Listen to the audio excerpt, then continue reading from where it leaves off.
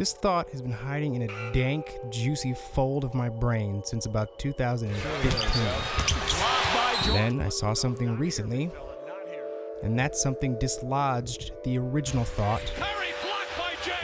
Now it's oozing out onto this video all right here, right now. Okay, these guys,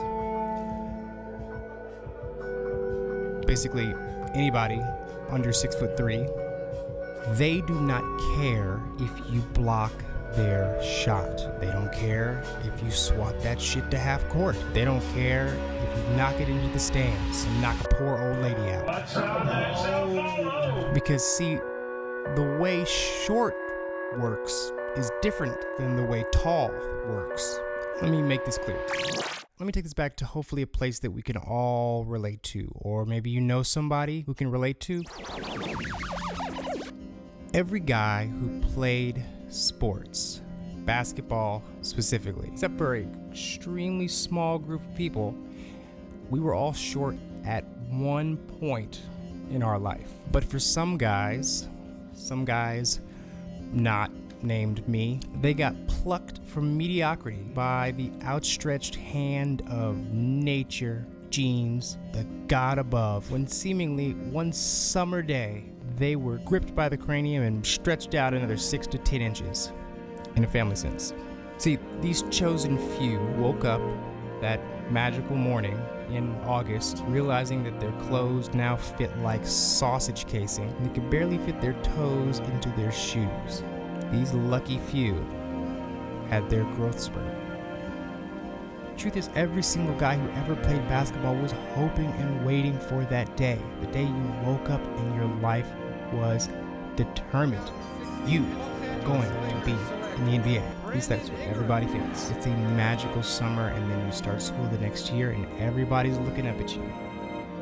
I mean, really, it's only when you hit about 18 or 19 when you realize that day is never gonna come, and you wake up from your hoop dream and you realize your summer of exceptionalism will never come, or it'll come in the form of, I don't know, the violin or something, but it ain't gonna be in basketball. And you realize you're doomed to stare average people in the eye. It's the hardest thing in the world for a teenage boy to look in the mirror and accept the phrase, "You are not going to be tall."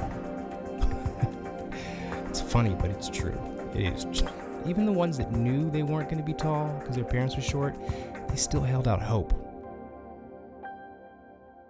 You'd still find that one case where two 5'2" parents had a 6'6" kid, even though those parents probably should have had a conversation between each other. You still held out hope.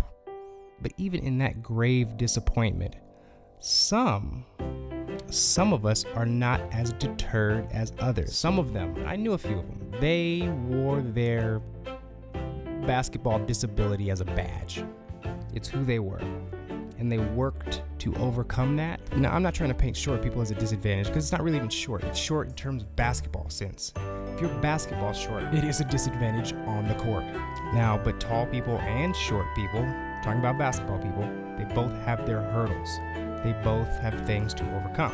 When you're big and play basketball, you have problems like another giant man's armpit in your face now and then. I don't know, maybe getting your foot stepped on by another gigantic overweight man.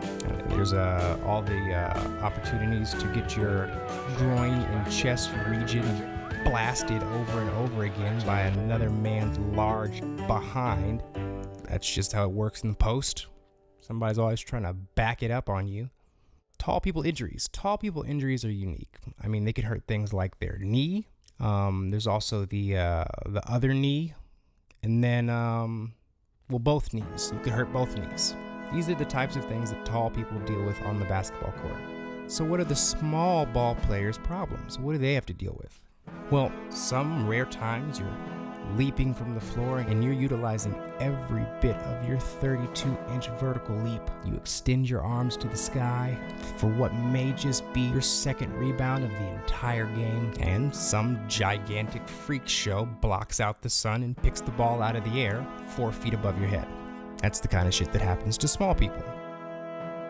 And sometimes, well, these borderline health hazards will take advantage of physics and they will block your attempt at a layup. Throws it up, Towns throws it away. See, that's just one of many regular-ass things to count on when you are a short player in the National Basketball Association, the world's best, most exclusive basketball league, where all the tallest people in the world battle just to get in. Let them know, not here, big fella, not here. And then there's little old you. They said you couldn't do it. You know how many times people have blocked your shot? You know how many walking thyroid conditions have knocked your layup into the third row? It's nothing. It's nothing. How many times do you get up in the air, wiggling between giant bodies, try to spit it off the glass, and one of these large-ass blue oxes swats it out of the air? Now look at Isaiah Thomas. How many times do you think in his life he's dealt with getting his shot blocked? It's probably an everyday occurrence. He probably can't go to the YMCA without getting his shit blocked at least once. That's the risk you run. That's just one of the disadvantages to being short in the NBA. I mean, there's a lot of disadvantages. One of the disadvantages that I notice is the NBA jersey. They don't fit the short players right. By the way, that's totally the problem with basketball movies. The jerseys always fit on the star like they're little guys, so it doesn't look real.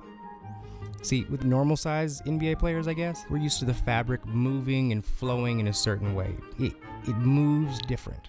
It's like the waves in the ocean. They're large, they're long, they're graceful. The extra material of the size 77 jerseys, quadruple X shorts, the weight and the gravity of the material on their jerseys and shorts, it flows like an expensive curtain in a high ceiling room. But when we see the same jerseys made from the same material on a little guy, it kind of looks puffy. It looks like when you put a baby in some basketball gear. It looks starched. It looks like it's cheap cotton. It looks stiff. It's more like a Burger King napkin jammed into a 5-year-old's collar. Like, that's how it moves. Anyway, that's just something I've noticed. Okay.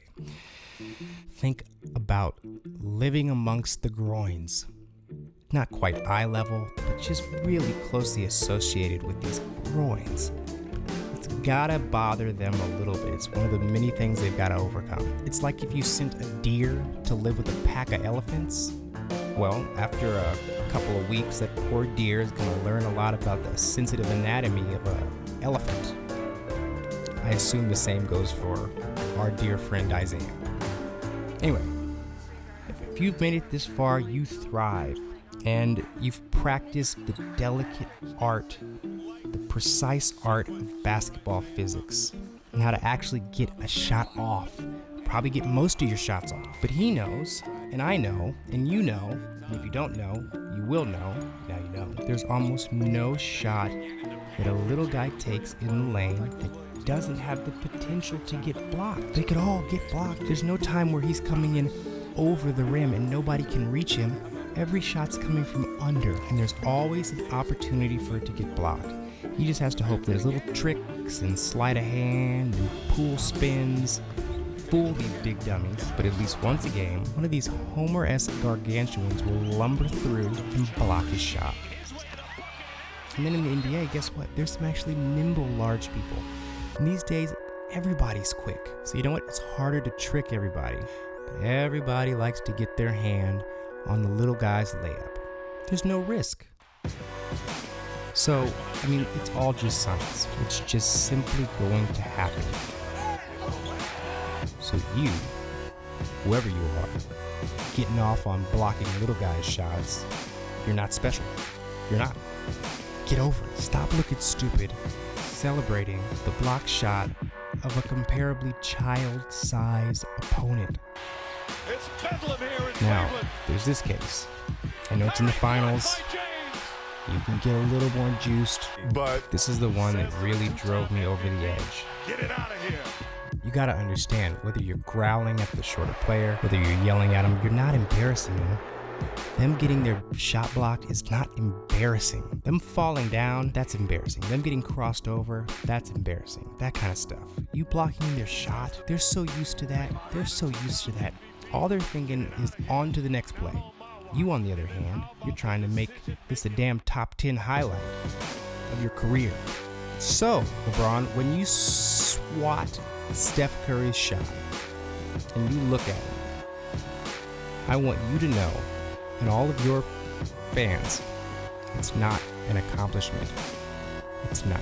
If you want an accomplishment, if you want a man-sized accomplishment, pick somebody up at half court, pick their pocket, run it back for a dunk, and you can dunk as hard or soft as you'd like to, whatever mood you're in. That's an accomplishment. Then you can dance, you can snarl, whatever you want. That's something comparably worth celebrating if you do to a little guy.